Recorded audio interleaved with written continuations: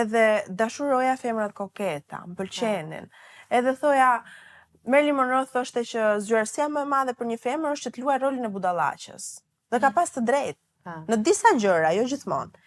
Dhe më shijonte, kisha moshën dhe më shijonte ta bëja këtë gjë, këtë prezantim timin në këtë mënyrë. Më shijonte, tisha e qeshur, e çiltër, mos i merra gjërat shumë seriozisht. Po të ndihmonte fakti që edhe Zoti ta ka dhënë se ta dha në portret, në zë. Po, në gjithçka. Ai se mund të ishte me zot trashë dhe se bëj çdo.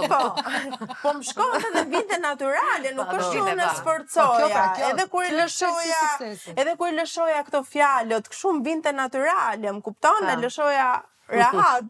Po me kohën, e para njerë që nuk kam pasur asnjëherë rastin që unë të debatoj ose si që jemi sot, ose si që ishim të goca dhe gra që ne analizonim, debatonim, nuk e kam pas rastin më përpara të bëja këtë gjë.